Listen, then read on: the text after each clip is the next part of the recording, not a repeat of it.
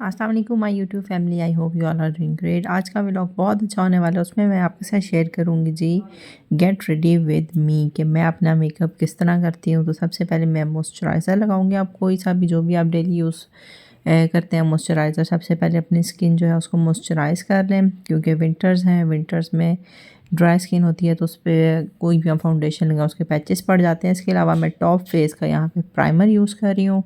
ये the best primer है। मैंने बहुत से प्राइमर्स यूज़ किए हैं लेकिन ये बहुत अच्छा है। इससे आपके एक एक जो आपका पोर है ना, ओपन पोर्स, वो बहुत अच्छे से मिनिमाइज़ हो जाते हैं।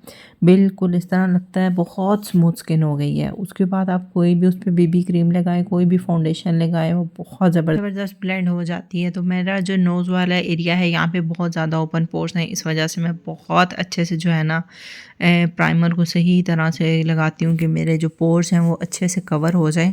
फिर उसके बाद मैं बीबी क्रीम यूज़ करूँ। तो ये है जी मेरे पास टॉप फेस की जो है बीबी क्रीम। इसका जो मैं शेड यूज़ कर रही हूँ वो कस्टर्ड शेड है और बहुत अच्छा शेड है। इसकी कवरेज जो है बहुत ज़बरदस्त है। ये तकरीबन 4 साल हो गए हैं मुझे ये यूज़ करते हुए। और ये जो आपकी एक ट्यूब है ना, ये आसानी से आपके 2 साल निकाल लेती है। थोड़ी सी लगती है और बहुत अच्छी लगती है। आज मैं थोड़ी ज़्यादा लगा रही हूँ क्योंकि मैंने ज़ाहिर वीडियो बनानी थी इस वजह से। और इसके अलावा ये टॉप फेस का ही कंसीलर है, ये भी बहुत अच्छा है। और मेरी तरफ से ये टॉप फेस की जितनी प्रोडक्ट्स हैं ये हाईली रिकमेंडेड हैं। एक तो मतलब आपकी स्किन भी इनसे ख़राब नहीं होती।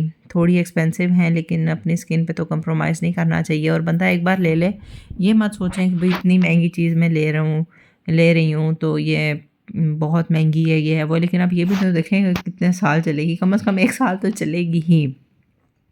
इसके अलावा मैंने अच्छे से फिंगर से जो है इसको पहले अपने फेस पे क्रीम को अच्छे से ब्लेंड किया और उसके बाद मैं ये ब्रश यूज़ कर रही हूँ। ये बहुत ज़बरदस्त ब्रश है, ये किसी भी कॉस्मेटिक्स शॉप से आपको मिल जाएगा।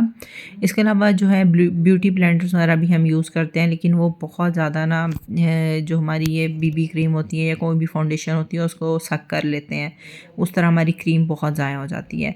इस वजह से ये जो ब्रश है ना ये बहुत अच्छा है। इससे बिल्कुल लाइंस भी नहीं पड़ती हैं आपके फेस पे ब्लेंडिंग की, और बहुत अच्छे से ब्लेंड हो जाता है। और ये बिल्कुल क्रीम को एब्जॉर्ब भी नहीं करता। और अंडर आई एरिया पे मैं ये वाला ब्यूटी ब्लेंडर यूज़ करती हूँ, छोटू सा, क्योंकि इससे बहुत अच्छी ब्लेंडिंग हो जाती है। एक तो छोटा है, ऊपर से हम इसको हर एंगल से यूज़ कर सकते हैं। ब्रश इस एरिया पे यूज़ नहीं हो रहा क्योंकि वो आइज़ में लगने का भी ख़तरा होता है, क्योंकि वो काफ़ी फैलाव में काफ़ी ज़्यादा है। लेकिन इस छोटे से ब्यूटी ब्लेंडर से ना बहुत अच्छी ब्लेंडिंग हो जाती है।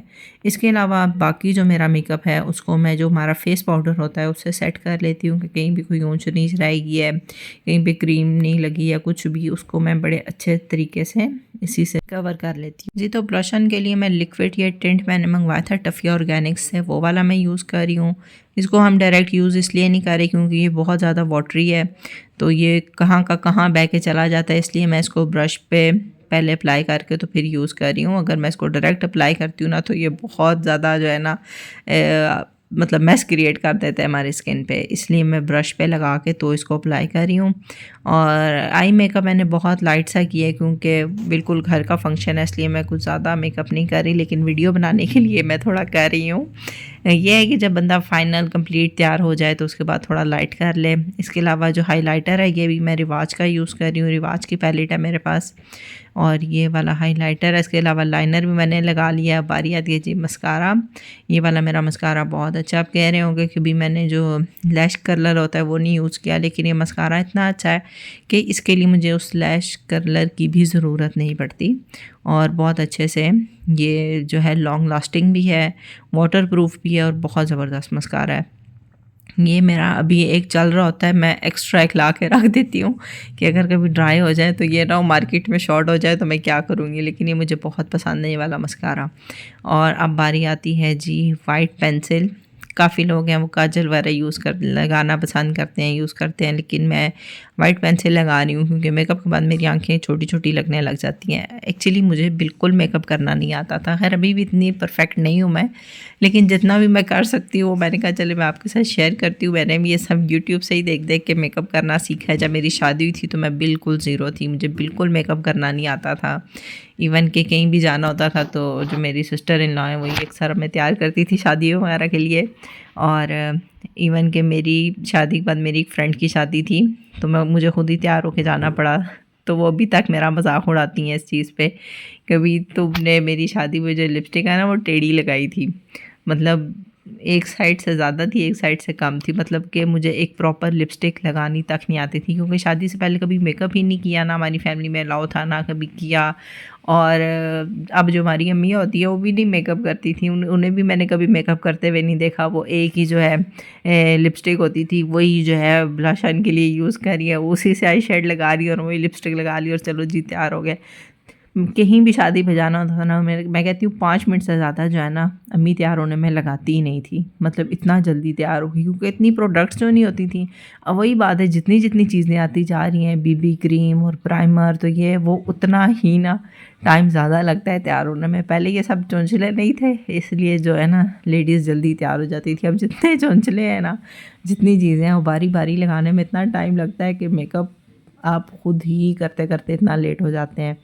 इसके बाद मैंने आईब्रोज जो हैं वो भी सेट कर लिए हैं। ये भी मेरे पास रिवाज की ही आईब्रो की जो है ना पैलेट है वो मैंने यूज़ की है, और अब मैं अंडर आई एरिया पे भी यही कलर लगा रही हूँ कि शायद किसी तरीके से मेरी आंखें थोड़ी बड़ी लगें। तो काजल मैं इसलिए नहीं लगा रही हूँ कि उसको संभालना बहुत मुश्किल हो जाता है, मेरा काजल अक्सर फैल जाता है, तो इस वजह से जो है मैंने बस वाइट पेंसिल लगाई। और वैसे भी घर का फंक्शन ही था तो मैं इतना वो नहीं करना चाह रही थी। तो इसके बाद मैं थोड़ा सा जो है पाउडर ब्लश वो लगा रही हूँ, क्योंकि अगर आपको लगता है कि अगर आपका टिंट थोड़ा लाइट है तो इस ब्लश के साथ ना अच्छे से वो कवर हो जाता है। तो बाकी ये है कि जो सेटिस्फेक्शन हमें मिलती है ना हाथ के साथ ब्लेंडिंग करने में, वो पूरा मेकअप कंप्लीट करने के बाद तो बहुत ज़रूरी हो जाती है। उसके बाद जी मेरे पास ये भी टॉप फेस का ही हाइलाइटर है। पहले जो है आपने देखा होगा मैंने पाउडर फॉर्म में जो हाइलाइटर था वो लगाया, मैंने थोड़ा ये लगा लिया है।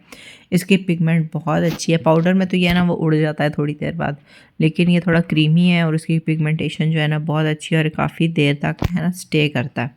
इसके अलावा जो मेरे पास कंटोर स्टिक है वो भी टॉप फेस की है। इसमें उनके पास 2 शेड आते हैं, एक थोड़ा लाइट आता है और एक थोड़ा डार्क आता है। मैंने जो है वो लाइट वाला शेड इनका लिया है, क्योंकि इसकी जो कवरेज है ना बहुत अच्छी है और इसको ब्लेंड करना भी ईजी है। मतलब डार्क अगर हम लगा लें ना तो उसकी ब्लेंडिंग जो है ना बहुत मुश्किल हो जाती है, क्योंकि काला हो जाता है, कहीं से हमें लगता है भाई हमने बहुत ज़्यादा ब्लेंडिंग कर दी है, तो फेस काला काला लगने लग जाता है। इसलिए जो इनका लाइट वाला कलर है ना वो बहुत अच्छा है। इसके अलावा ब्लेंडिंग के लिए हम जो है ब्रश वगैरह भी यूज़ कर सकते हैं और ब्यूटी ब्लेंडर भी यूज़ कर सकते हैं। तो इस वजह से मैं जो हूँ ये वाला ब्रश यूज़ कर रही हूँ। ब्रश से बहुत अच्छी ब्लेंडिंग हो जाती है, लेकिन अगर आपको जल्दी है तो उसके लिए आप ब्यूटी ब्लेंडर यूज़ करें, उससे तो जल्दी सारी है ना कंटोरिंग हो जाती है। और बड़े मुंह के लिए जिस तरह का मेरा फेस है इसके लिए तो कंटोरिंग और ब्लेंडिंग ये सब कुछ बहुत ज़रूरी है, स्पेशली नोज़ वाले एरिया की, और ये जो हमारी चीक बोन्स होती हैं इसके लिए, जॉ लाइन होती है उसको शार्प करने के लिए ब्लेंडिंग बहुत ज़रूरी है। तो यहाँ पे तकरीबन हमारी ब्लेंडिंग वगैरह भी हो चुकी है और मेकअप तकरीबन हमारा जो है ना वो डन हो गया है। तो वैसे मुझे कोई ख़ास मेकअप तो नहीं आता, लेकिन जितना भी आता था तो मैंने कहा गेट रेडी विद मी, मैं आप लोगों के साथ करूं। और ये हो गया है जी फाइनल मेरा मेकअप कंप्लीट। अच्छा मुझे लग रहा था कि मेरी जो अंडर आई एरिया है इस पर हल्के कुछ ज़्यादा लग रहे हैं। एक्चुअली फिर मुझे बाद में याद आया कि मैंने लाइट जो है वो इस रुख से रखी हुई है कि दूसरी लाइट से ना ज़्यादा वो लग रही थी।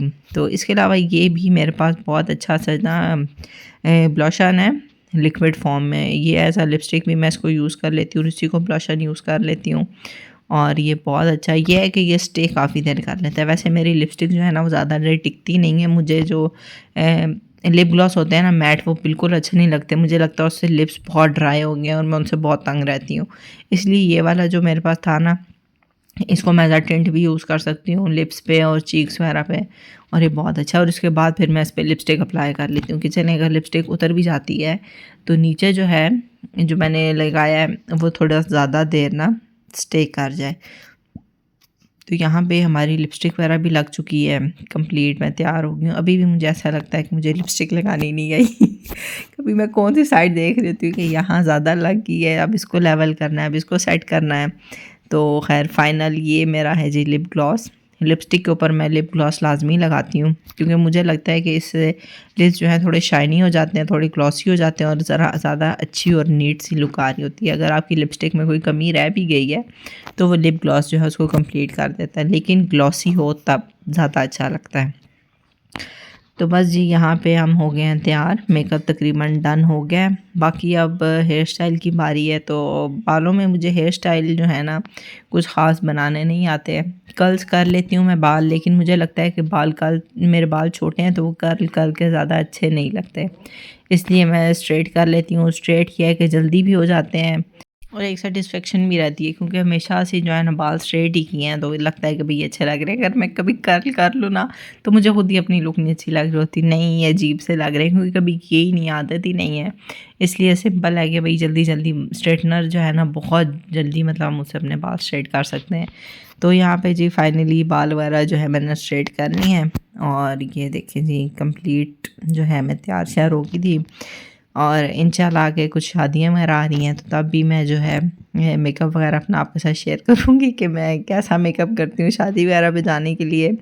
और यहाँ पे बस ये ज्वेलरी पहनते हैं ना तो ही हमारा मेकअप लुक जो है ना वो कंप्लीट लगती है। तो ये देखें जी, अब लग रहा है कि थोड़ी कंप्लीट लुक है।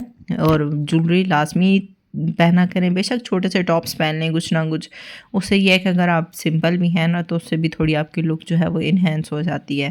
तो यहाँ पे जी मैं हो गई हूँ तैयार, तो काइंडली चैनल को लाइक सब्सक्राइब शेयर कमेंट कर दें। ये थी जी फाइनल लुक, उम्मीद करती हूँ कि आपको अच्छी लगी होगी, कि कमेंट बॉक्स में ज़रूर बताइएगा। तो इंशाल्लाह आपके साथ है और भी वीडियोस शेयर करूँगी मेकअप की, तो उसके लिए चैनल को सब्सक्राइब कर दें, वीडियो को लाइक कर दें, शेयर कर दें, कमेंट कर दें। स्टे कनेक्टेड, इंशाल्लाह मिलूँगी एक और नए व्लॉग के साथ। अपना बहुत सा ख्याल रखिएगा। ओके जी, अल्लाह हाफ़िज़।